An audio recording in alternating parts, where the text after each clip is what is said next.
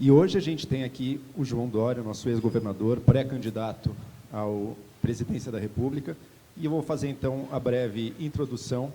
Jornalista e publicitário, João Dória foi diretor de televisão, apresentador, professor de marketing e empresário. Tornou-se secretário municipal de turismo em São Paulo, em 1983, e presidente da Paulistur. Presidiu a Embratur, fundou e presidiu o comitê executivo do LIDE. Antes de vencer o pleito para o governo do Estado em 2018, foi o primeiro prefeito de São Paulo eleito em primeiro turno. Desde 2012, figura nos rankings dos brasileiros mais influentes.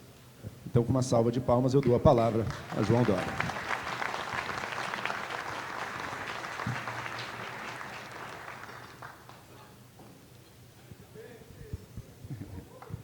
Obrigado, pessoal. Bem, primeiro, um prazer estar aqui de volta ao LIDE. Gostaria de fazer as saudações todas, mas vou obedecer aqui o critério. Eu sou disciplinado, sigo orientação, especialmente quando vem do meu filho Johnny. Então, Furlan, vou direto ao ponto aqui.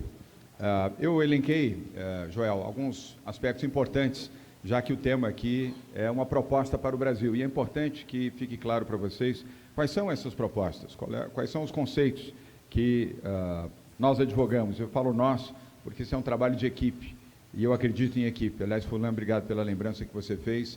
Se algo que eu aprendi na vida, no setor privado, é trabalhar em time, trabalhar em equipe. Eu não conjugo eu conjugo nós, eu conjugo o plural. E esse plural que nos permitiu ter um vice do calibre de Bruno Covas, que se reelegeu prefeito de São Paulo, porque foi um grande sucessor à frente da Prefeitura de São Paulo. Infelizmente, Deus o levou, mas ele lá de cima, aliás, ele faz aniversário essa semana, faria aniversário essa semana, faria 42 anos, mas esse é o testemunho de alguém que sabe trabalhar em equipe, Joel. O outro testemunho está em Marília, nesse momento, o nosso Rodrigo Garcia, fazendo a reunião de secretariado. 2 ou 3 fugiram da reunião de secretariado, estão aqui, vão levar a bronca do Rodrigo, mas ele está lá, à frente do governo do Estado de São Paulo, com a mesma qualidade, o mesmo ritmo, o mesmo desempenho que nós tivemos ao longo de 3 anos e 3 meses. Eu posso ter erros, posso ter defeitos, posso usar calça justa, posso usar o cabelo dessa ou daquela forma, mas algumas características eu tenho. Primeiro, eu não roubo. Não sou ladrão, não roubo dinheiro público. Trabalho com honestidade, com decência. E isso se transfere para toda a equipe, todo o time. O mesmo com o Rodrigo Garcia e todos os secretários, aqueles que fazem parte do nosso governo. Foi assim na prefeitura, está sendo assim no governo. Podem me acusar do que for, menos de ladrão. Ladrão eu não sou. E eu combato os ladrões. E é esse o meu objetivo também ao fazer essa caminhada, é exatamente fazer o enfrentamento daqueles que não atuam não só com eficiência, como não atuam também com honestidade. Fulano. Obrigado. Ele está dizendo que tem a ver com a minha família. Tem sim. Obrigado, Fulano. Aliás, foi muito emocionante. Mário Dantas, cadê o Mário? Nosso amigo, presidente do LIDE Bahia, está lá na nossa terra, minha terra, a terra de meu pai.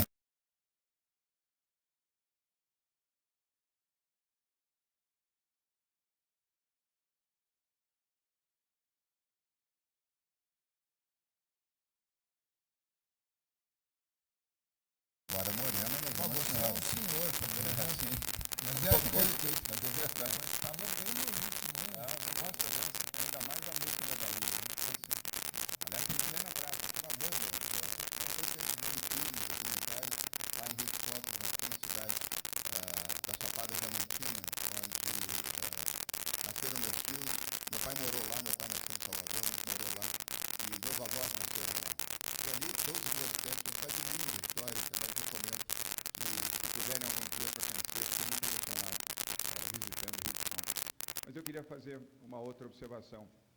Eu aprendi no setor privado a formar equipe, a formar time e a respeitar gestões descentralizadas. O setor privado vai bem, entre outras razões, porque forma times e porque prestigia times e porque delega a times. Isso não é exatamente um comportamento muito comum na vida pública, sempre muito centralizado, de certa forma, muito autoritário, os comandos federais, os comandos estaduais. Eu preferi seguir a mesma linha, o mesmo ritmo, Fulano, que sempre adotei no setor privado. Descentralizar, confiar, delegar e, obviamente, cobrar. Mas vamos aqui ao programa para o Brasil. Alguns pontos importantes. A economia será determinante, como todos podem imaginar, será determinante no debate eleitoral e determinante para o futuro do Brasil. Um bom projeto econômico é aquilo que se espera de um bom presidente da República. E São Paulo tem exemplos a oferecer. O PIB do estado de São Paulo, nesses 3 anos, cresceu 5 vezes mais do que o PIB brasileiro. O PIB de São Paulo foi a 7,5% de crescimento e o PIB no país foi 1,5%. Devo muito isso à conduta deste homem que está aqui, Henrique Meirelles, secretário da Fazenda e Planejamento,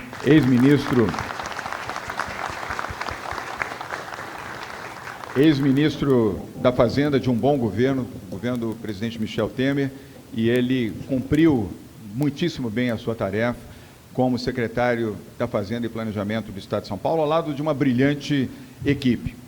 E geração de empregos, que o Brasil mais precisa de empregos. E, lamentavelmente, cresceu o desemprego no país, aumentou em 11%. Não foi só a pandemia, foi a arritmia também, a falta de um bom ritmo e de uma boa gestão econômica no atual governo. São Paulo foi diferente. São Paulo gerou 30% de todos os novos empregos gerados no país foram gerados em São Paulo. E apenas em 2021 e até março de 2022, 1.100.000 novos empregos foram gerados em São Paulo.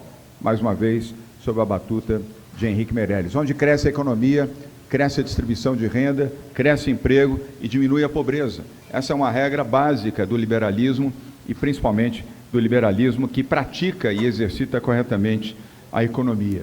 E falando em economia, quero deixar claro para vocês que nós não teremos posto Ipiranga, principalmente esse posto Ipiranga que faliu, que fechou e que não funcionou. Nós temos uma equipe, um time. Queria apresentar aqui para vocês, todos vocês conhecem. A Zeina Latif, que está aqui. Zeina, se você puder levantar o seu braço. Nossa economista. Vanessa Raal, que está aqui. Vanessa, se puder levantar o braço. Vamos dar uma salva de palmas para a Vanessa também. A Ana Carla Abrão não pôde estar aqui conosco, embora tenha participado de uma longa reunião conosco desde as 8 horas da manhã. O nosso Rodrigo Maia, que está aqui, o grande Rodrigo. Rodrigo, se puder levantar o braço, o pessoal te localizar. E ele, sempre sereno, o Meirelles. Nós chamamos o Meirelles mais uma vez, que está aqui. Essa é a nossa equipe, a equipe econômica e equipe de programa de governo. Lembrem que eu falei para vocês que eu gosto de trabalhar em equipe e tenho o privilégio de escolher bem aqueles que atuam na nossa equipe, delegando e respeitando as posições dessa equipe. Quero mencionar que na geração de empregos, nós aqui alcançamos esse resultado exatamente pelo crescimento econômico e pelas reformas que fizemos aqui em São Paulo. Antônio Baçaí, outro grande colaborador, ao lado do Júlio Sesson e também do Nelson Baeta, estão aqui hoje nos prestigiando, vocês que nos ajudaram a formar um secretariado com peso de ministério aqui em São Paulo. Investimento privado captado pelo Estado de São Paulo ao longo desses 3 anos e 3 meses foi de 265 bilhões de reais. Investimentos privados, Joel. Aqui não estou falando de PPPs, de desestatização, apenas de investimentos capturados em eventos internacionais, desde o World Economic Forum em janeiro de 2019, passando pelos escritórios internacionais que São Paulo não tinha e hoje tem, na China, em Xangai, em Dubai, no Oriente Médio, na União Europeia, em Munique, e em Nova York para os Estados Unidos, México e Canadá. E o esforço também da nossa agência de promoção internacional, a Invest São Paulo. Nós alcançamos, aliás, está aqui o Wilson Mello, que presidiu a agência, está aqui o Wilson, hoje está um dos nossos coordenadores de campanha. Wilson, também meu agradecimento a você e ao seu time. 265 bilhões de reais de captação de investimentos, Furlan, em áreas como áreas estratégicas, óleo e gás, papel e celulose, metalurgia, a indústria automobilística, produção de alimentos, produção de bebidas, setor de tecnologia, setor de produção farmacêutica, entre outros, totalizando este fantástico valor de 265 bilhões de reais em consolidação e que estão gerando mais de 90 mil empregos diretos no setor privado. Também fizemos a reforma administrativa aqui, sob a orientação de uma competente equipe, a reforma administrativa e a reforma fiscal, que o governo federal, Rodrigo Maia, não fez, poderia ter feito, não teve coragem para fazer. Ivo Von Hatt, nós fizemos em São Paulo, além da reforma previdenciária feita já em 2019. O resultado disso, Walter Feldman, colocamos 54 bilhões de reais em caixa, não foi preciso furar teto de gasto, não foi preciso ter nenhuma ação condenável. São Paulo fez a lição de casa, Joel. Diminuímos 5 estatais, diminuímos o tamanho do Estado e melhoramos o desempenho fiscal para permitir ações na área da saúde, na área da educação, na área da habitação social, na proteção social, na proteção ambiental e no desenvolvimento econômico do Estado de São Paulo. Com esses 54 bilhões em caixa, o Estado mais saudável do país, há outros estados também que vão bem na economia, mas eu quero destacar que ninguém conseguiu um resultado tão expressivo por força das reformas que aqui foram feitas. Essas reformas geraram, Luiz Fernando Furlan, 8.000 obras. Nós temos aqui pessoas no interior do estado de São Paulo, Maurílio Biagi, que está aqui, que é de Ribeirão Preto, e que viaja muito pelo interior do nosso estado, sabe disso. Temos 8.000 obras, Joel, em execução nesse momento. Obras de infraestrutura, principalmente, mas obras também na área de saneamento, na área do agronegócios, na área de logística, na educação, na segurança pública e na saúde. O maior hospital do país está sendo construído aqui em Barueri, um hospital com mais de 400 leitos, está sendo construído aqui na região metropolitana de São Paulo. Outros 3 hospitais estão sendo construídos também. Uma transformação na saúde, e foi graças a isso que São Paulo pôde comprar a vacina e oferecer a vacina para o Brasil. Se São Paulo não tivesse feito isso, nós não teríamos a vacina no tempo em que tivemos. Obrigado. A nível de Brasil, sim, defendemos, para que fique claro, a reforma administrativa e a reforma fiscal. E deverá ser realizada, Zena, logo no primeiro semestre. Um governo que entra tem que ter coragem de fazer as reformas de imediato. Eu aprendi com meu amigo Rodrigo Maia, ou você faz isso no momento em que você tem força e prestígio do resultado eleitoral, ou depois você terá muita dificuldade para fazer. Nós faremos. E faremos também a reforma tributária que o Brasil não viu e que vai ver no nosso governo. A aprovação da PEC 45, ela vai simplificar a tributação sobre o consumo para ganhos de eficiência e estimular o crescimento econômico, Caio Luiz de Carvalho. E isso o Brasil precisa e isso o Brasil terá. Também no âmbito social, e eu quero deixar uma informação aqui para vocês, Joel. Comecei a minha vida no setor público há 6 anos. Eu tenho apenas 6 anos de vida pública, 45 anos na vida privada. Sempre fui um liberal, Joyce Hasselman. Sempre fui, mas agora eu sou um liberal social, porque eu vi a dimensão da pobreza real, que muitas vezes nós, empresárias e empresários, não conseguimos enxergar. Hoje eu enxergo.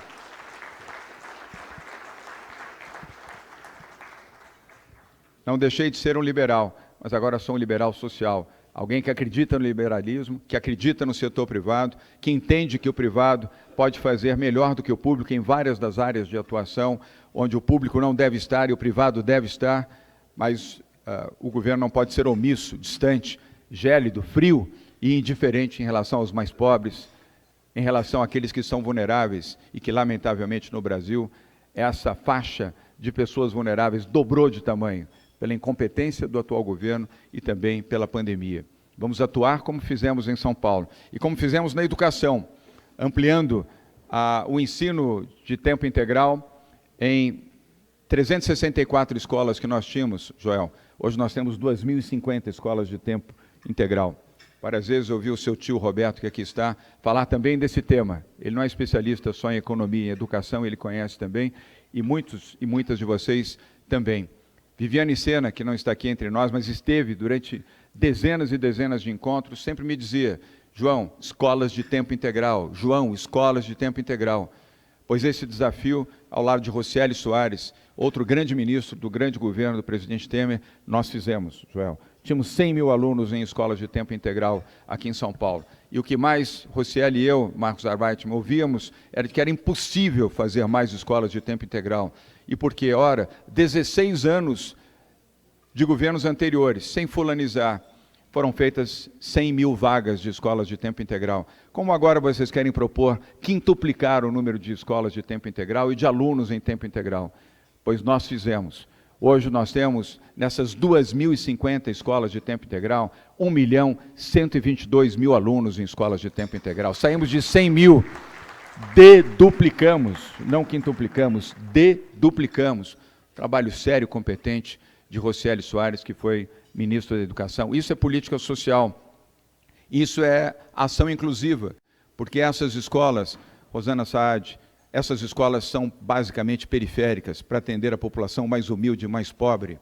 E essa população mais humilde e mais pobre, Joel, se alimenta na escola. Aliás, ela tem o que comer porque ela está na escola, onde a segurança alimentar é oferecida a eles. Esse é o sentido do liberalismo social, é reconhecer o valor daquilo que cabe ao Estado. Essas crianças recebem 3 refeições por dia, comem carne, comem frutas, comem verduras, têm uma alimentação saudável. E aqueles que estão no cadastro vulnerável, às sextas-feiras, levam uma cesta básica para suas casas, para que possam comer em casa ao lado dos seus pais. Visão social e prática desse sentimento de respeito pela população. Ainda na educação, a expansão do ensino técnico, através das FATECs e das ETECs que fizemos em São Paulo. No governo federal, vamos expandir, seja através do Sistema S, seja através de programas regionais ao lado de governadores e respeitando o Pacto Federativo. Nós vimos o que foi aqui a diferença de fazer programas com as ETECs e com as FATECs. Luiz Fernando Barbosa, você que atua na área farmacêutica, aqui hoje, nós, no interior do estado de São Paulo, Maurílio Biagi, todas as FATECs e ETECs estão vinculadas aos 14 polos de desenvolvimento econômico. E quem desenvolveu esse trabalho foi uma mulher brilhante, Patrícia Ellen, que estava ontem na Brazilian Conference, em Boston, e que acaba de chegar hoje pela manhã.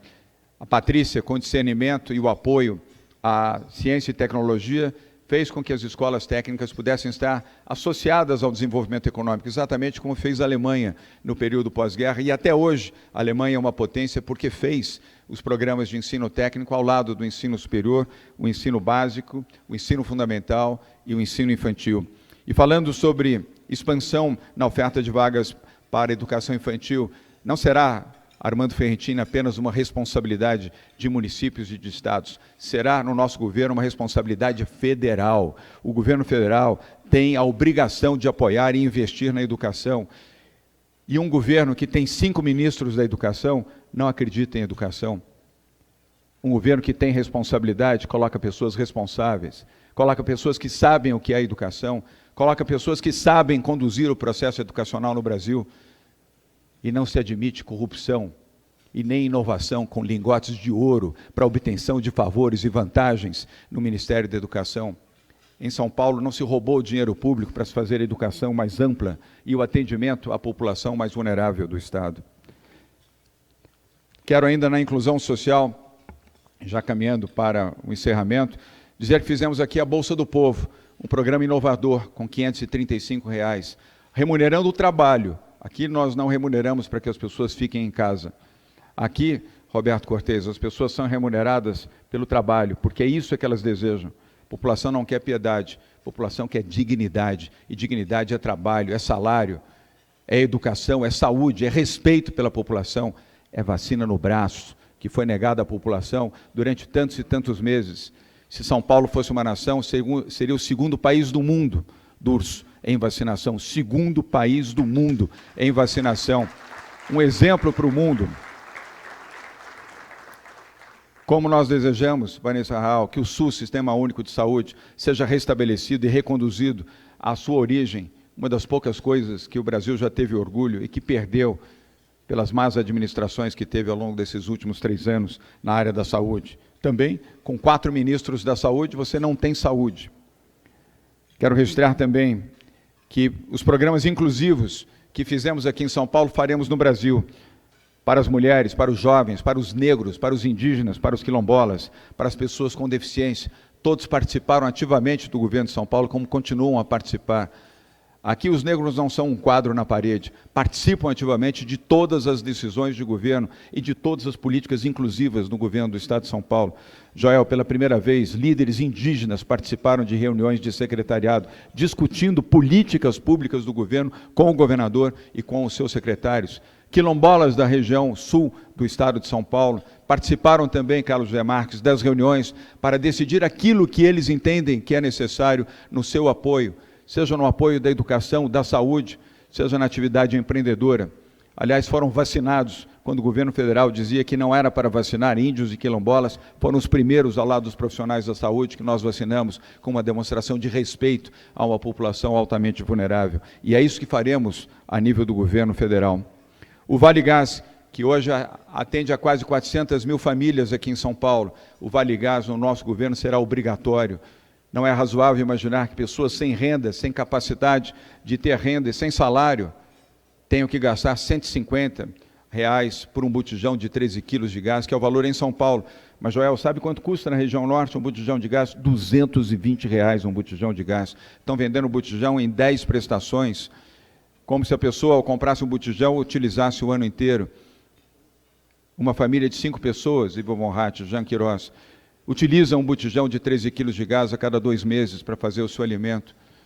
Cresceu no Brasil o uso da fogueira, do graveto, da madeira e do álcool, colocando em risco a vida e a saúde das pessoas pela falta do gás, pelo descontrole no orçamento e pelo descontrole da inflação. A mais alta inflação, Alexandre Senra, dos últimos 28 anos está acontecendo agora, algo que o governo Fernando Henrique Cardoso deu exemplo de combate, de eficiência, com uma grande equipe de economistas. Hoje o desequilíbrio do país promove a mais alta inflação, Caco Alzugaray, dos últimos 28 anos da nossa história. O alimento solidário, as pessoas mais pobres, mais vulneráveis, precisam receber o alimento, precisam da cesta do alimento solidário e precisam ter também o direito a terem a sua mistura, terem direito à sua carne, à sua proteína animal nessa cesta. Também nos diziam, Furlan, que era impossível, que não era razoável oferecer a carne. Nós colocamos a carne na mesa das pessoas mais humildes, com 4.600.000 cestas do alimento solidário. E o Bom Prato, um programa que não foi no nosso governo que foi iniciado, foi no governo Mário Covas, um governo decente, um governo honesto de Mário Covas, mas nós dobramos a quantidade de Bom Pratos aqui em São Paulo. E se eleito presidente da República, o Bom Prato será um programa nacionalizado. Sim, todo o país terá acesso ao Bom Prato. Se fizemos aqui, é possível fazer no restante do país. R$1 alimentação de qualidade, um alimento sustentável, café da manhã 50 centavos, o alimento, almoço, jantar a R$1. Se fizemos aqui, repito, por que isso não pode ser feito em Pernambuco, no Ceará, no Mato Grosso, no Rio Grande do Sul, ou em toda a parte do país onde houver pobreza, onde houver necessidade de garantir segurança alimentar. Proteção à mulher. Aqui as mulheres, nós temos aqui um número expressivo de mulheres. Este é um governo que respeitou as mulheres, e sendo presidente da República, as mulheres serão respeitadas. Serão respeitadas, primeiro, por terem a sua participação naquilo que representa as decisões de governo, depois na sua proteção, na sua capacitação para o empreendedorismo. São Paulo fez o maior número de delegacias da mulher da história. A Delegacia da Mulher Online, o SOS Mulher, aqui as mulheres são respeitadas. E em São Paulo, e futuramente no Brasil, a mulher vai estar onde ela quiser. Essa é a nossa vontade, esse é o nosso objetivo. E por fim, a palavra sobre meio ambiente. Furlan, você que é ao meu lado, nós criamos a FAS, a Fundação Amazônia Sustentável, do qual você foi o presidente do conselho, um grande incentivador. Nós vamos ter tolerância zero com a ilegalidade, com o desmatamento, com o garimpo ilegal e com a grilagem na região amazônica. Vamos reforçar as ações de comando e controle com tecnologia, aquilo que lamentavelmente não foi feito. A nossa Amazônia foi destruída ou semi-destruída, e só não foi mais porque parte da opinião pública brasileira se levantou contra isso. Mas uma vergonha que eu tive a oportunidade, Joel, de presenciar na COP em Glasgow, agora no último mês de novembro. O Brasil sendo repudiado pelas principais nações do mundo, pelos equívocos, pelas invasões de terras indígenas, pela destruição da região amazônica. Enquanto São Paulo era aplaudido porque está realizando o maior projeto ambiental do país, a recuperação do Rio Pinheiros, Furlan, que 86% já está limpo, despoluído, sem cheiro e sem pernilongos, inclusive. Este é o Rio Pinheiros que você sonhou um dia e que eu prometi que faria essa limpeza, e o rio está sendo limpo. E até setembro ele estará completamente limpo e despoluído. São Paulo está plantando 1,5 milhão de hectares de árvores nativas, Joel, nos 2 biomas, o bioma da Mata Atlântica e o bioma do Cerrado. R$1 bilhão de investimento. Aqui se respeita o meio ambiente. Relações internacionais, Júlio Sesson, ao contrário do governo atual, que virou as costas para a China, virou as costas para a Argentina, ofendeu a esposa do presidente francês, ofendeu a então primeira-ministra da Alemanha e fez a escolha errada no presidente dos Estados Unidos. Nós aqui fizemos a política da multilateralidade, abrindo escritórios, ampliando as oportunidades de negócios e atraindo investimentos, oferecendo marcos jurídicos claros e o respeito que a Constituição nos dá num Estado federativo. Foi por isso que trouxemos robustos investimentos internacionais para São Paulo e é o mesmo que faremos, Luiz Fernando Furlan, você que rodou o mundo, você que deu seriedade à Apex, é o que nós faremos à frente do governo federal. Lamentavelmente, quase destruíram a imagem do Itamaraty, se é que não vão fazê-lo até o final deste governo. Nós vamos resgatar, reconstituir os valores do Itamaraty e as relações da bilateralidade, Marcos Arbeitmann, com os nossos parceiros econômicos e comerciais. E, por último, quero dizer a todos vocês que eu só estou nesse projeto, não é por vontade pessoal, não é sequer por vontade partidária. Felizmente, eu não dependo da política. Mas meu pai me ensinou, com o sacrifício do mandato que perdeu no golpe militar de 64, com os 10 anos de exílio, com os 8 anos de pobreza e dificuldade que tive ao lado da minha mãe, aprendi a ser brasileiro, aprendi a respeitar o meu país. E é isso que me motiva. Foi isso que me motivou a vir para a vida pública. Não foi o poder, não foi dinheiro, não foi nada, exceto trabalhar e produzir para quem mais precisa.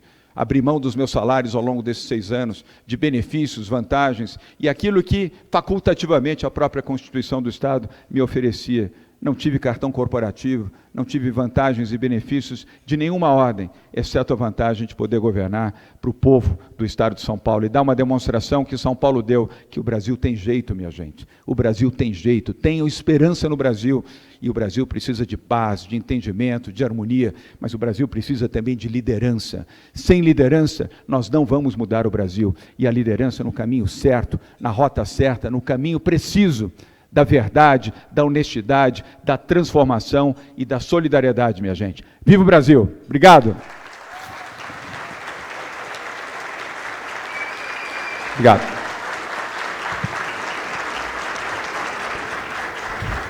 Vou tomar só mais um minutinho de vocês, mas vou ficar o tempo que vocês precisarem.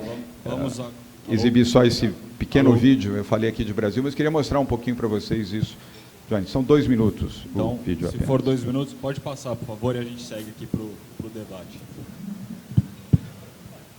Eu nunca pensei que o João fosse tomar um cartãozinho de tempo esgotado.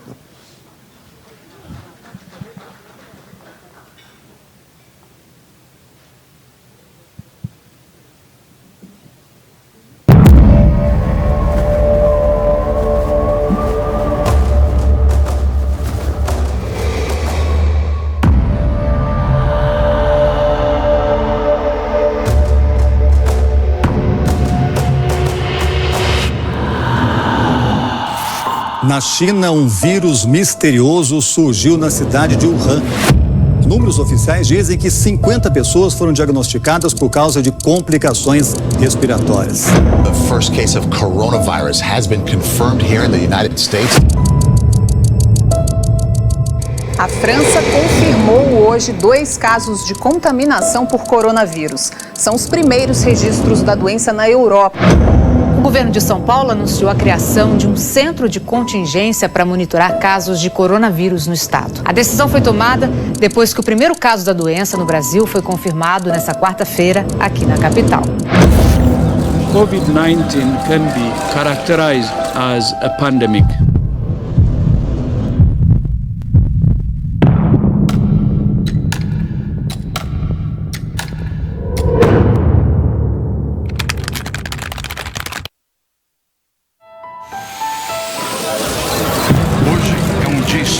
Para São Paulo e para o Brasil, assim como para a ciência mundial.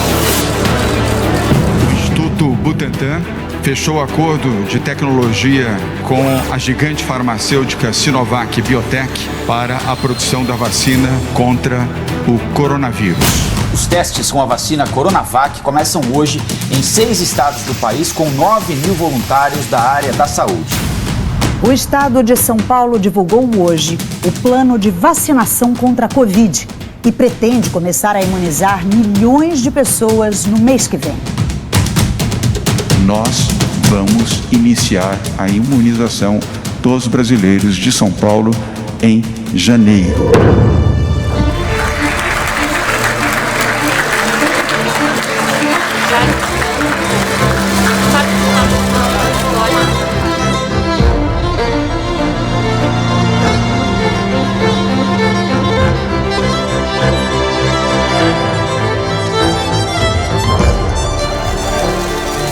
Vacinada, portanto, a primeira brasileira contra a Covid-19, a enfermeira Mônica Calazans, de 54 anos.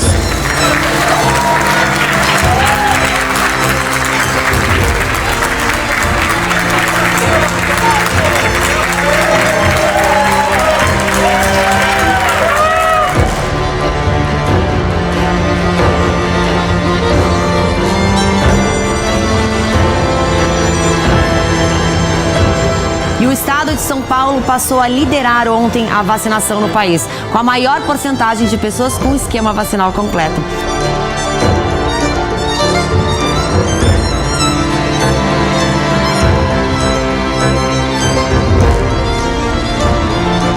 O estado de São Paulo já tem mais vacinados contra a Covid-19 do que países como Estados Unidos, Alemanha e Reino Unido. O garoto indígena Davi, de 8 anos, foi a primeira criança vacinada contra a Covid-19 no Brasil.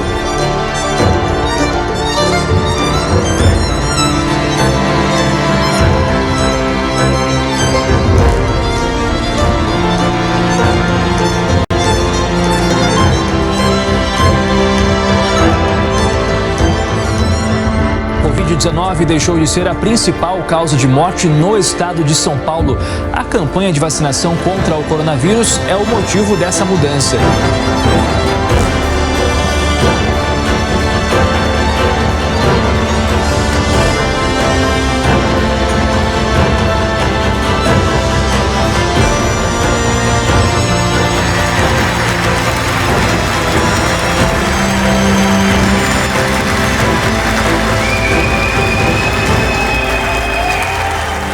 E hoje São Paulo colhe o que plantou. Quando a gente assumiu em 2019, o Estado devia 10 bilhões de reais no orçamento. Responsabilidade, verdade, transparência, caminhos que nos trouxeram até aqui num momento especial do governo. Num momento onde, apesar de tudo, nós estamos fazendo o maior investimento da história de São Paulo.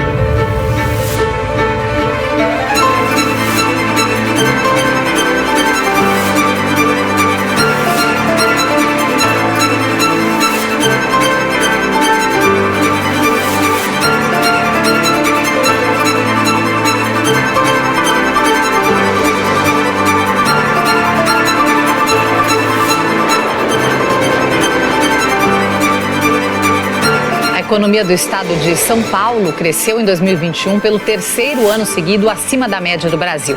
É o que revela um estudo da Fundação SEAD.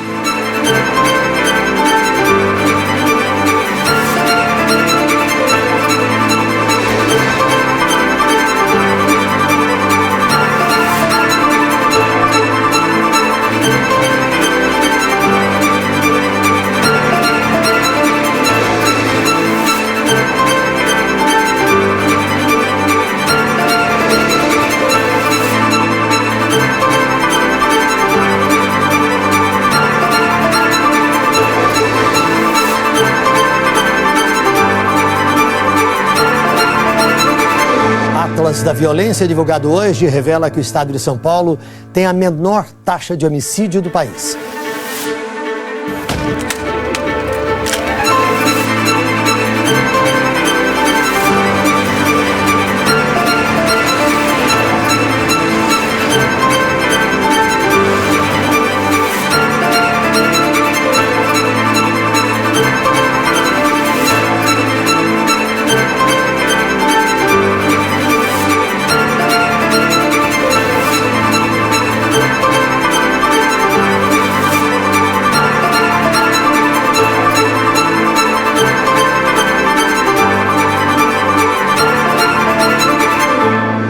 Possível fazer quando se quer fazer. 6 vezes mais escolas de tempo integral e 10 vezes mais alunos.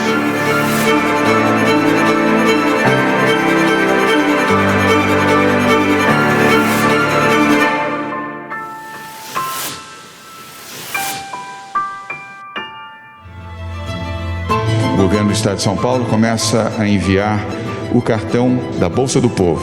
É esse cartão que aqui está. São mais de 2 milhões de pessoas que serão beneficiadas com este cartão da Bolsa do Povo.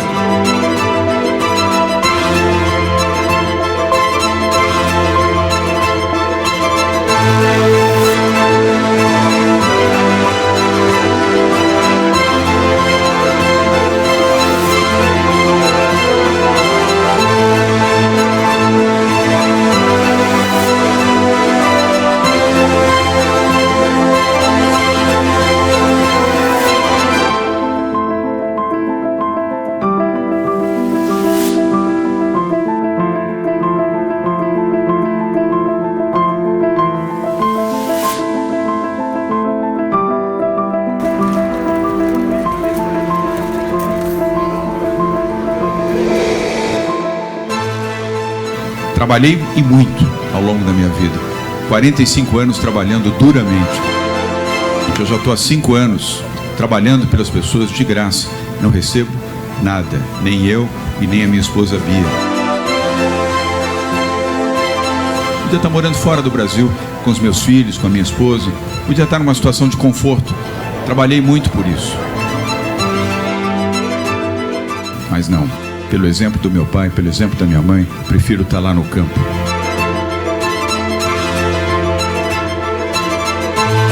Não é virar político, é lutar pelo meu país. Há pessoas idealistas, eu sou idealista.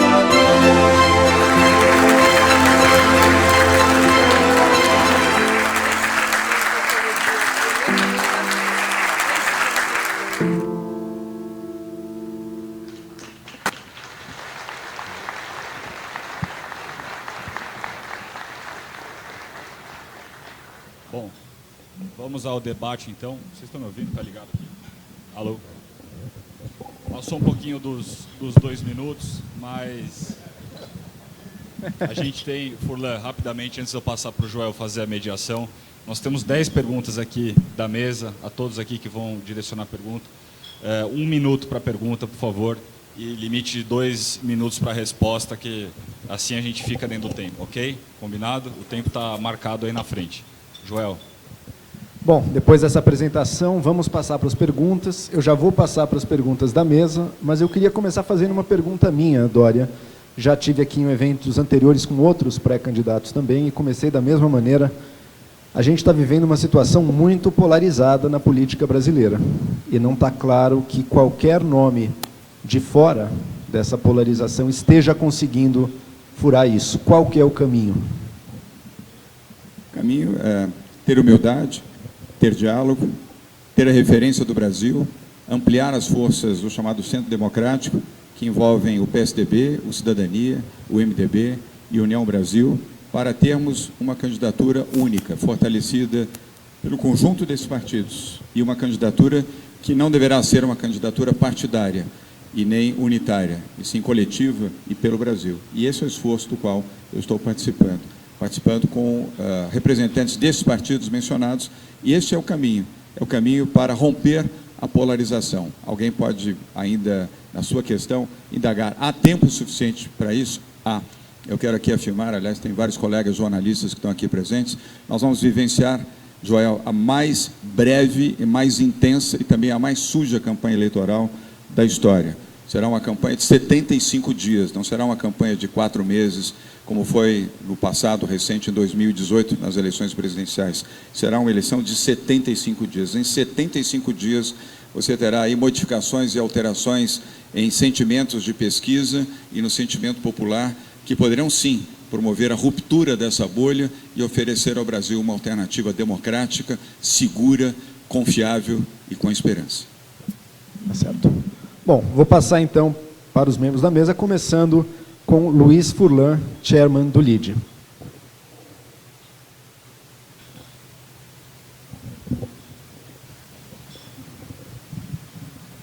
João,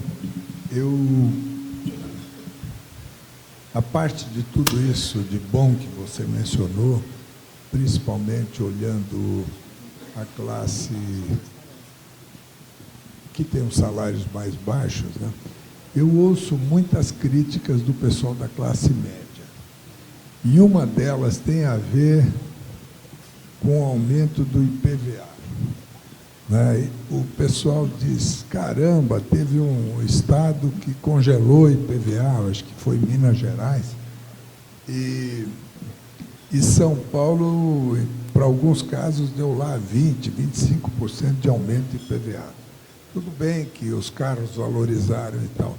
Como é que você vai conquistar a classe média, que, no final das contas, é o grande núcleo formador de opinião? Furlan, todo respeito pela classe média, mas o que nós precisamos conquistar é o povo.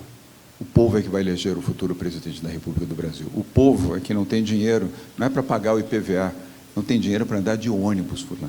Quanto mais para comprar um automóvel, mesmo um automóvel.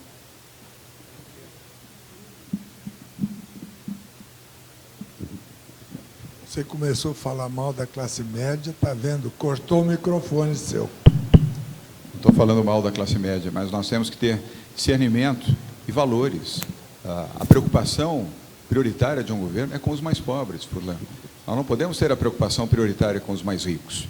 Eu não defendo o que Lula defende, que é tirar dos ricos, onerar os ricos, aumentar o imposto dos ricos para favorecer os pobres. Eu defendo que os pobres tenham oportunidade de se tornarem ricos pelo trabalho e pela atividade empreendedora. Mas convenhamos que o IPVA, que aliás não teve aumento, teve atualização.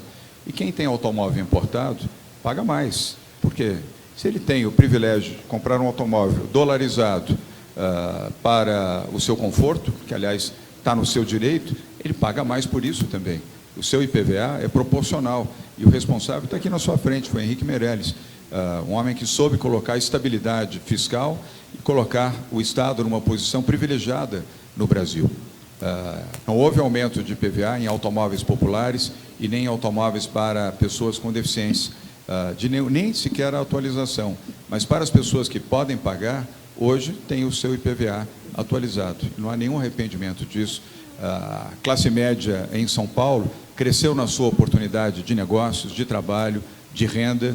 É só olhar o crescimento, 5 vezes mais do que o Brasil. Essa é a nossa visão, Furlan.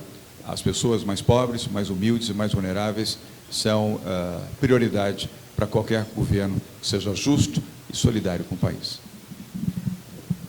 Passo a palavra para Urubatã Elu, presidente da Braspress. Governador, bom dia. Alegria poder estar aqui nesse evento do LIDE mais uma vez.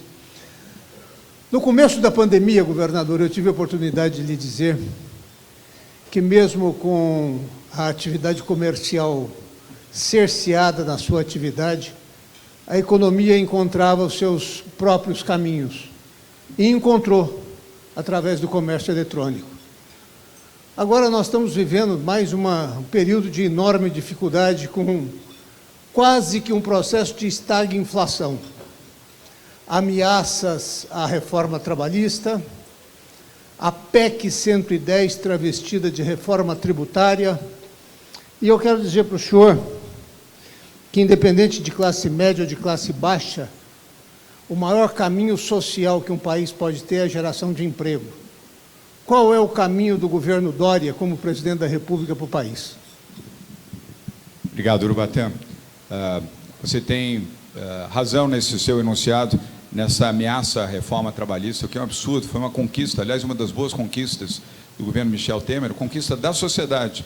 Aliás, quem conduziu esse processo está aqui, chama-se Rodrigo Maia, que se vocês quiserem dar a ele o aplauso que ele merece, está aqui o Rodrigo, porque foi ele que conduziu como presidente da Câmara, apesar das posições que não eram favoráveis, ele conduziu com destreza e aprovou a reforma trabalhista. Foi uma importante conquista do governo Temer. E se eleito presidente da República, nós não faremos nenhuma alteração na reforma trabalhista. Aliás, se pudermos aprimorar ao longo do tempo, faremos. Mas nenhuma alteração, ela continuará sendo parte integrante da vida do Brasil. A reforma trabalhista, ela promove a igualdade, ela não onera o trabalhador, ela desonera gasto e permite ao trabalhador ter a oportunidade do emprego.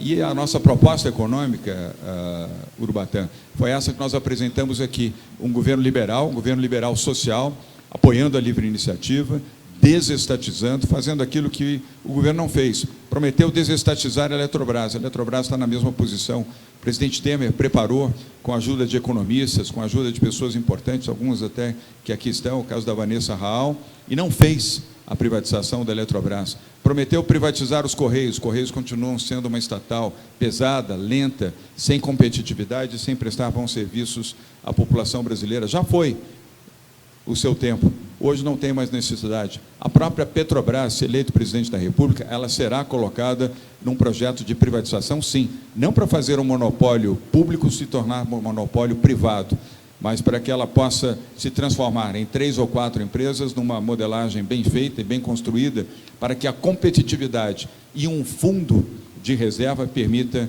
que a Petrobras, já não mais em mãos estatais, não ofereça o ônus de qualquer mudança sensível no preço do barril de petróleo, para que a população mais vulnerável, ou mesmo a classe média, que com seus automóveis paga caro pelo combustível hoje, seja ele qual for o combustível. Política liberal e confiança e observância aos marcos jurídicos. É isso que nós vamos fazer. E ampliar aquilo que eu mencionei aqui, Júlio Sesson, multilateralidade para com os países que representam os maiores investidores no Brasil, a China, os Estados Unidos, a Alemanha, a Argentina, a França, países que foram abandonados. O Brasil virou as costas para os seus principais parceiros comerciais, e ampliar as relações também com o Oriente Médio, que agora, nos últimos 20 anos, assumiu um papel de relevância e que nós temos que também cultivar. Essa é a visão de um liberal, essa é a visão de um liberal social. João. Passo a pergunta agora para Stefan Engelhardt, vice-presidente de Relações Institucionais, Sustentabilidade e Comunicação do Grupo Carrefour Brasil. Bom, não está mais atualizado, mas tudo bem.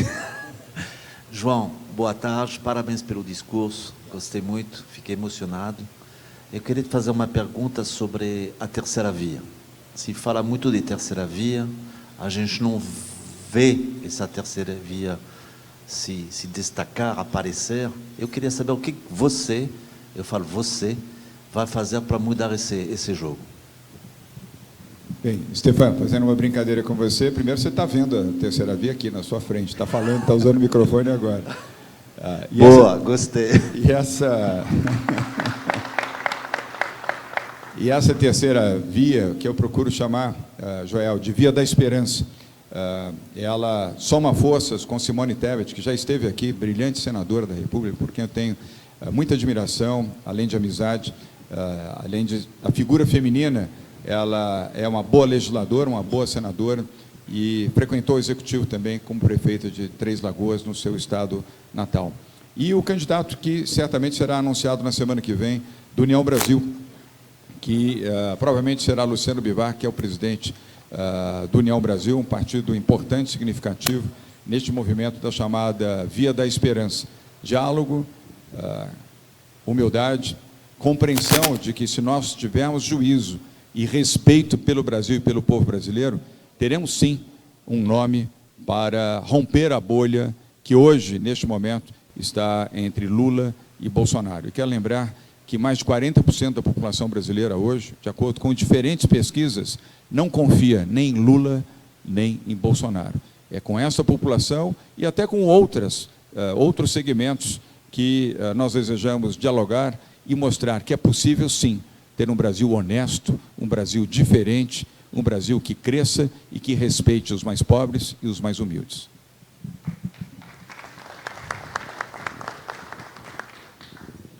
Agora a pergunta é de Ricardo Assunção, CEO da GRAP ESG.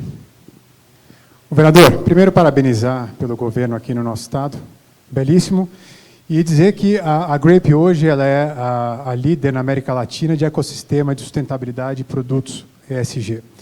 E nessas andanças o que a gente percebe é que a imagem do Brasil está muito desgastada na questão da sustentabilidade. E a gente perdeu o protagonismo que a gente sempre teve, e é necessário, e passou da hora a gente reassumir esse protagonismo do Brasil. Ele é fundamental para que a gente consiga atrair essa liquidez de dinheiro verde ou green bonds para o Brasil. Hoje a gente perde para outros países.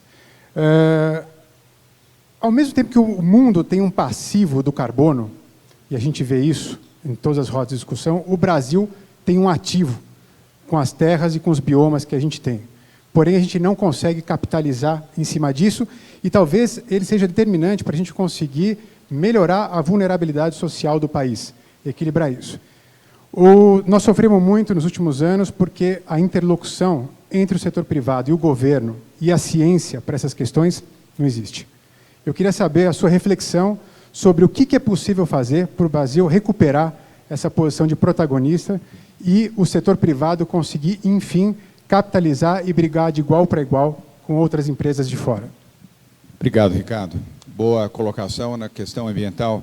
O Brasil não só perdeu o protagonismo que já teve, como hoje é um pária no mundo na questão ambiental. O Brasil hoje é considerado entre os 3 piores exemplos do mundo na questão ambiental. É muito mais do que perder o protagonismo. Nós fomos, por outro lado, o protagonismo da agressão, do desrespeito ambiental, sem nenhum compromisso com a descarbonização, com a proteção ambiental, não só da região amazônica, das florestas e dos seus biomas, mas também dos mananciais, dos rios, dos mares. É um desastre completo. O Brasil só errou nessa questão ambiental, caminhando para trás e sendo uma péssima referência no plano internacional. E eu afirmo isso com a convicção, Joel, do que eu assisti e ouvi durante 4 dias na COP26 em Glasgow, na Escócia. O Júlio Sessões estava lá comigo, ao lado de outros secretários, o nosso secretário de Meio Ambiente, o Marcos Penido. Ficamos envergonhados, tínhamos vergonha até de dizermos que éramos brasileiros, dado as péssimas referências do país. É possível, sim, retomar a política da sustentabilidade, políticas públicas corretas, conforme eu já ampliei no anúncio que fiz aqui, quando falei de sustentabilidade, especialmente na região amazônica. E é possível, sim, obedecer o programa do Carbono Zero até o ano 2050, compromisso que, aliás, São Paulo assinou e está cumprindo para descarbonizar a sua economia até o ano 2050. O Race to Zero, São Paulo foi o primeiro estado a assinar esse protocolo da Organização das Nações Unidas e também do Carbon Zero até o ano 2050. É possível fazer, e com o setor privado também. O setor privado tem dado demonstrações claras, Joel. Aliás, os melhores exemplos têm vindo do setor privado, companhias nacionais e internacionais que no ESG vêm cumprindo os seus protocolos independentemente de governo. Essa é uma boa referência, aliás, um valor que vocês precisam destacar, porque esse é o papel que o setor privado cumpre e que o governo federal descumpre. Mas o setor privado tem tido grandeza aqui no Brasil, sejam empresas nacionais ou multinacionais. E alguns governos também. Quero lembrar que o compromisso de descarbonização foi assinado por 13 governos brasileiros. São Paulo foi o primeiro, mas outros 12 governos seguiram nessa mesma linha, ajudando a salvar, pelo menos parcialmente, a imagem futura do país, que perdeu, como você colocou, Roberto, bilhões de investimentos que eram feitos em programas de pesquisa e proteção ambiental que vinham de governos europeus e também do governo japonês e que foram cessados, dado a forma agressiva e equivocada com que o governo fez as suas políticas públicas ambientais. Se eleito presidente da República, teremos um ministro de meio ambiente que conhece o meio ambiente e que protegerá o meio ambiente.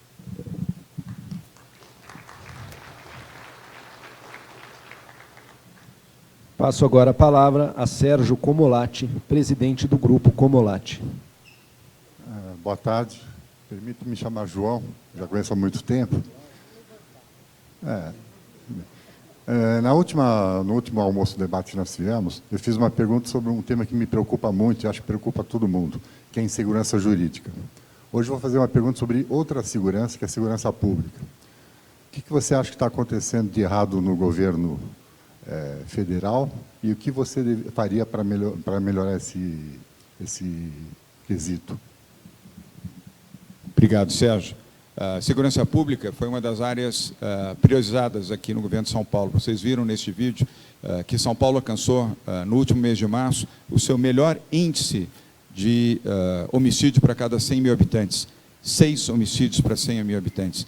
É o melhor índice obtido por São Paulo em toda a sua história. E, Sérgio, é praticamente o mesmo índice da Flórida, estado americano que você conhece tão bem. Isso significa que São Paulo é hoje o estado mais seguro do Brasil. Há muito o que fazer, sim, há políticas públicas ainda para avançar em programas de segurança, principalmente segurança urbana, mas a evolução foi bastante sensível nesse período. Os indicadores não são formulados e não são apresentados pelo governo de São Paulo, e sim por instituições do terceiro setor que fazem essas avaliações. O governo federal, ainda com Sérgio Moro, tinha, sim, um protocolo voltado para a segurança pública. Com a saída de Sérgio Moro, abandonou esse protocolo completamente. Aliás, seguiu na direção equivocada de propor o armamento no campo e a facilidade para a aquisição e porte de arma, coisa que eu sou contrário. Quem tem que estar bem armado e proteger a população, seja rural, seja urbana, é a polícia. A polícia tem que estar bem armada, não é a população que tem que estar armada. Isso é uma política equivocada do governo federal. Moro tinha um protocolo correto, eu sou testemunha disso, nós fizemos desenhos aqui em reuniões em Brasília e em São Paulo, mas com a sua saída, aliás, a sua demissão, isso foi abandonado. E aqui em São Paulo nós fizemos o que era necessário fazer e que vamos fazer a nível federal. Primeiro, eu quero fazer aqui uma menção em relação às Forças Armadas. Hoje de manhã, numa entrevista, eu dizia que nós temos que retomar o fator que confere às Forças Armadas pela Constituição brasileira. O Exército, a Marinha e a Aeronáutica têm que cumprir o seu papel constitucional e não seguir uma linha equivocada, que, aliás, não tem seguido. Queria deixar esse registro, Joel, graças a comandos conscientes do papel real das Forças Armadas. E nas políticas públicas, também não propor, como propôs o governo atual no ano passado, ou retrasado, não me lembro exatamente, o nosso Rodrigo pode me corrigir, quando se desejou federalizar as polícias militares, um equívoco, seria uma ruptura do processo federativo, você colocar as polícias militares sob controle, Johnny, do governo federal. Seria, sim, a preparação de um golpe militar, se você colocasse o comando das polícias militares sobre o comando federal, principalmente de um governo com fortes tendências ao autoritarismo e ao flerte autoritário com a ditadura. Políticas públicas com investimentos para treinamento e formação de mão de obra na área de segurança pública, acordos tecnológicos com países avançados nessa área, entre os quais eu destaco Israel, a Inglaterra, o Japão, a Coreia do Sul, os Estados Unidos e a Alemanha. Concorrências internacionais para a compra de equipamentos, armamentos, e não mais apenas a exclusividade para a indústria nacional. A indústria nacional tem que estar dentro da competitividade de oferecer o melhor pelo menor preço. E, finalmente, o respeito ao Pacto Federativo, apoiar os programas estaduais para que tenham as melhores polícias mais bem treinadas e equipadas no país. É isso, Sérgio.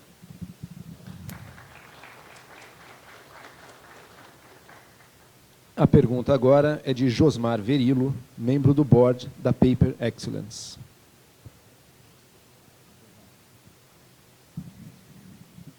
Não está bom. Vai trocar o microfone para você.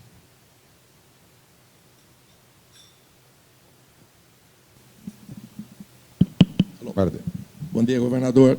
Queria parabenizar pelo seu governo, porque eu também ando bastante para o interior de São Paulo e vejo que é verdade essa quantidade de obras que estão ocorrendo. Mas eu represento um grupo que investiu 4 bilhões de dólares no Brasil, né, e teria mais 3 bilhões para investir em 2021. E, infelizmente, pela insegurança jurídica, esses 3 bilhões foram investidos nos Estados Unidos na compra de uma outra empresa. Mas a empresa não desistiu do Brasil. Ela pretende, nos próximos anos, investir algo em torno de 4 bilhões. Eu estou usando o exemplo da minha empresa para que o senhor extrapole isso. O senhor mencionou que conseguiu o Estado de São Paulo atingir 265 bilhões de investimento no Estado. Então, eu queria saber o que o senhor vai fazer para atrair esses investimentos e garantindo uma segurança jurídica para que isso possa ocorrer. Obrigado, Josmar. Apenas uma dúvida, você fala em 4 bilhões de dólares ou de reais? Bilhões de dólares. Dólares. Investe em São Paulo.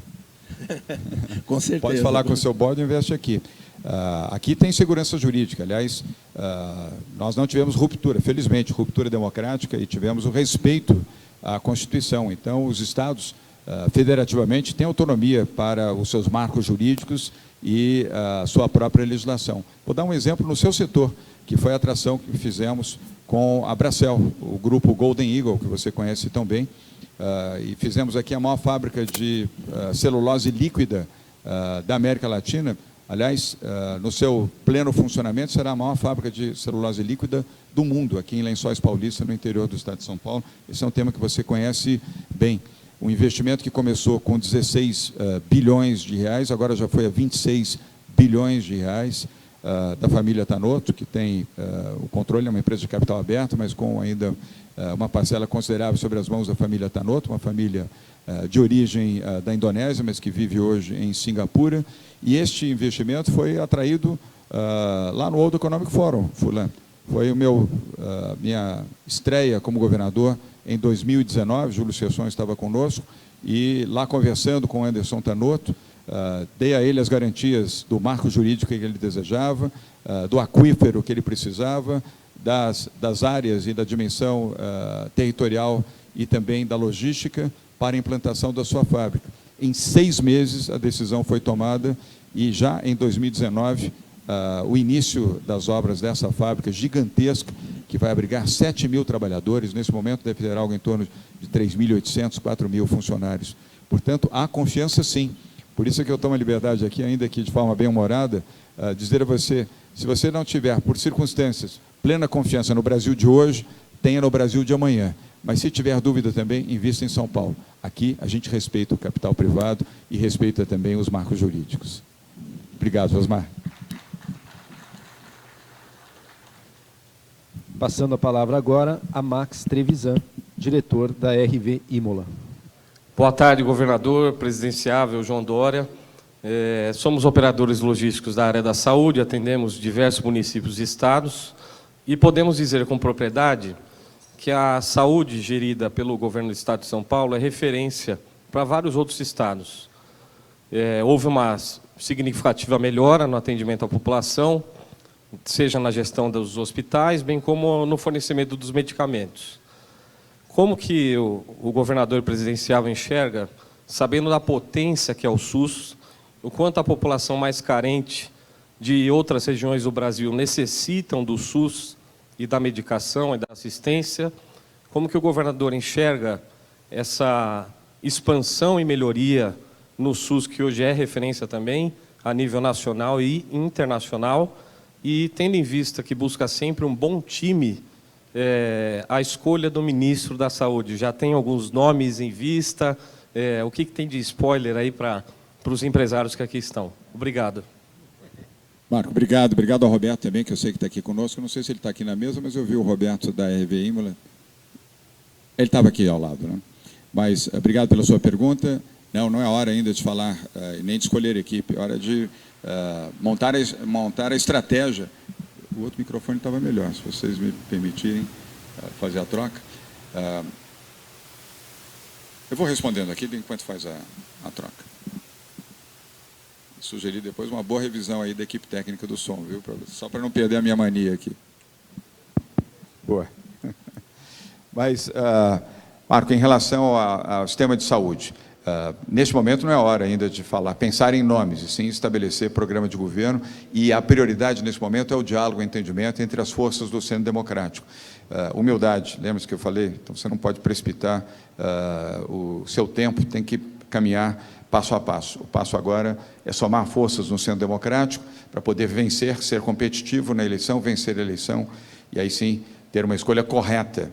E posso assegurar a você apenas de que em todas as áreas de governo serão pessoas capacitadas. Olha o exemplo de São Paulo. São Paulo formou um verdadeiro ministério. Até os nossos adversários políticos reconhecem isso.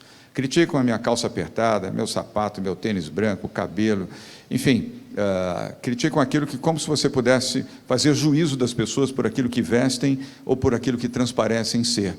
Eu nunca julguei ninguém pela roupa, nem pelo tipo de cabelo, nem pela cor da pele. Eu julgo as pessoas pelo caráter que elas possuem. Mas no âmbito da estrutura, fizemos, Cássio Cunha Lima aqui, uma estrutura de gente competente, gente séria, e de várias partes do Brasil. Nunca perguntei para ninguém se tinha ou não votado em mim, se era PSDB, se era tucano ou não era tucano, apenas identificando a capacitação e a disposição de ajudar e colaborar. E é assim que nós faremos também na área da saúde. E o SUS representa um privilégio. O Brasil, infelizmente, é pouca referência no mundo de gestão pública, para não dizer quase nenhuma. O SUS é uma referência, foi uma conquista do Brasil e uma conquista, se me permite, a imodéstia dos tucanos, do governo Fernando Henrique Cardoso, uma gestão brilhante que fez e que não foi destruída nos governos sucessivos. Vale mencionar isso também. FHC fez e os outros governos preservaram, inclusive governos do PT. Não houve destruição. Já nesse governo, prefiro nem comentar, você mesmo sabe o que aconteceu. Então, sim, o SUS será fortalecido, porque é um exemplo para o mundo. Os Estados Unidos da América, onde eu vivi, não tem sistema único de saúde. E as pessoas, e lá também tem pobreza, lá também tem pessoas em vulnerabilidade, onde elas mais sofrem é exatamente na falta de um sistema único de saúde. Esse é um privilégio do Brasil e que nós vamos ampliar e melhorá-lo ainda mais. Obrigado, Marco. Obrigado.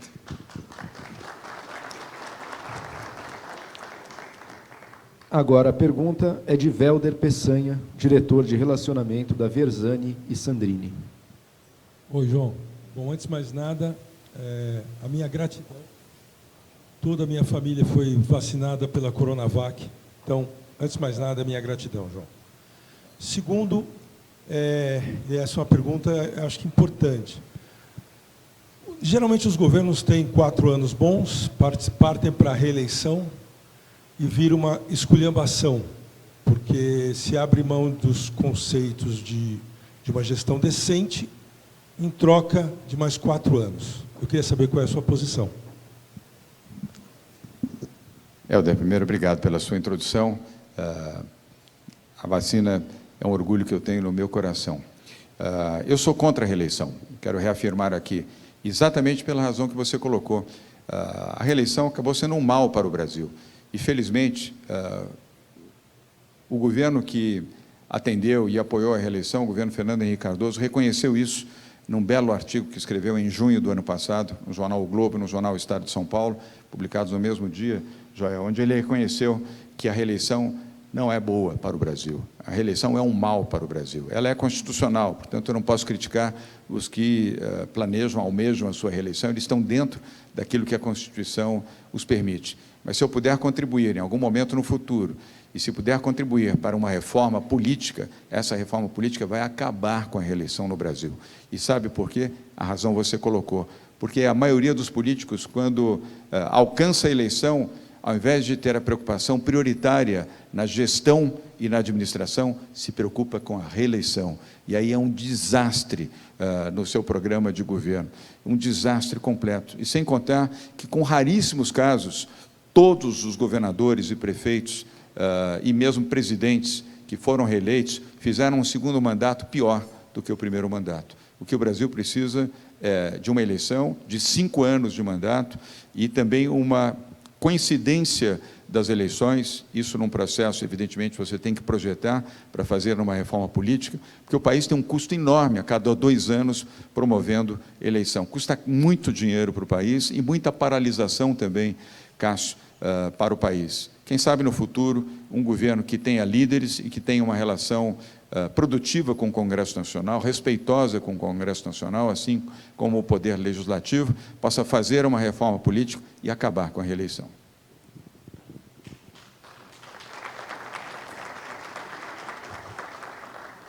Agora a pergunta é de Roberto Gianetti, presidente do LIDE Energia. Boa tarde, João. Alô, alô, boa tarde, João. Prazer estar aqui. Olá, obrigado, Roberto. Estamos em família aqui, né? Pois é, estamos em família. Fico muito orgulhoso de ver o Joel aí, filho do meu irmão Eduardo, sendo seu moderador.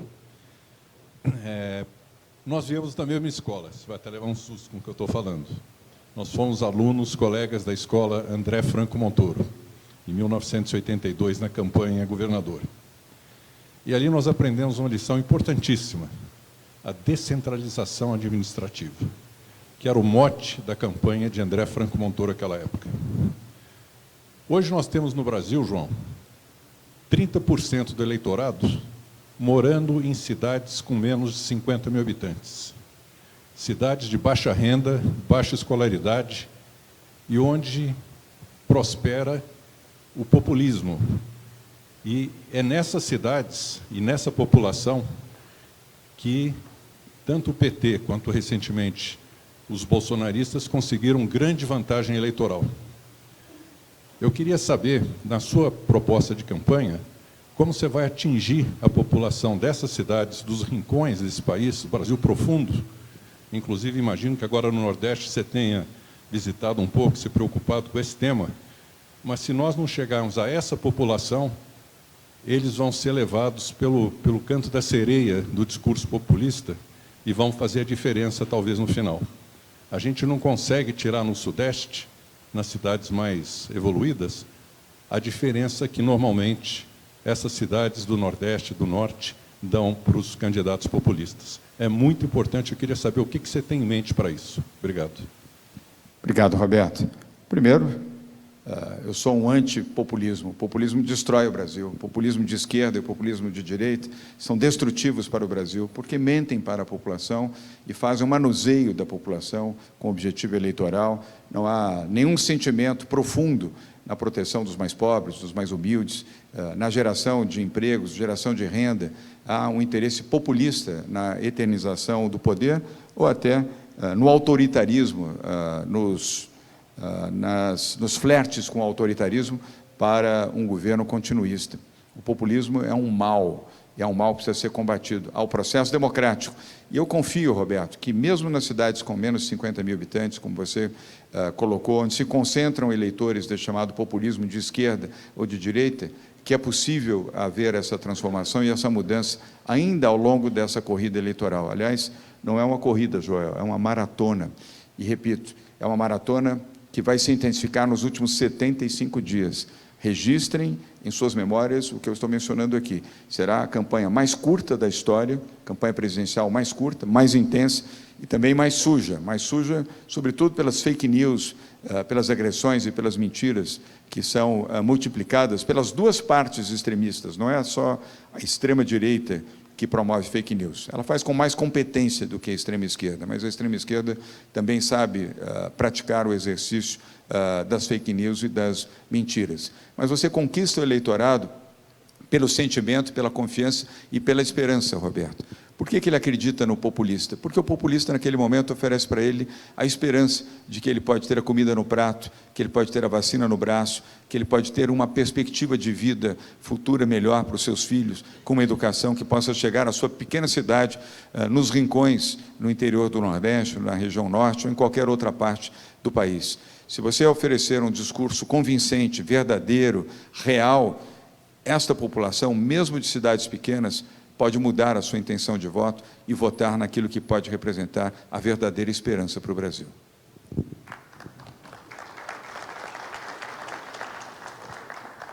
Bom, eu queria, neste momento aqui, agradecer, então, ao João Dória pelas suas respostas, pelas suas falas, fazer também uma breve reflexão aqui, ao fim dessa sabatina, de quais são os desafios que se colocam para o Brasil agora.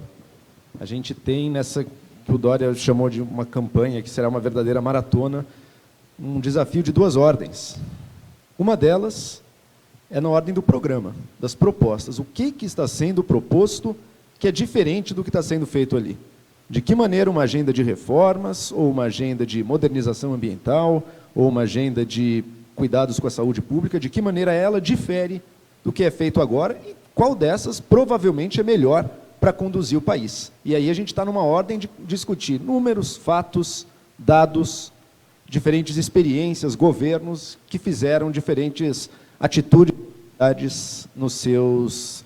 na sua região, nos seus mandatos. Agora, um outro lado também. Um lado que não passa tanto por essa discussão racional de propostas e de dados e de fatos.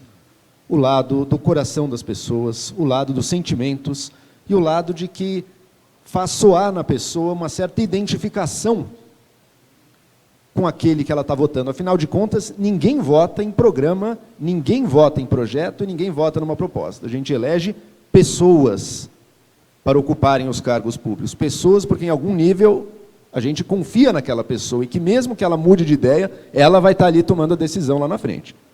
E, nesse âmbito, mais até do que os fatos, os dados e os projetos, entra em jogo também a narrativa, a história, a construção de alguém, de um personagem, mas não necessariamente um personagem falso, que consiga criar essa identificação com o eleitorado. E isso, hoje em dia, é cada vez mais feito pelas redes sociais. É cada vez mais feito pela comunicação descentralizada e que não passa mais pelo velho estilo da campanha audiovisual que ia para a televisão.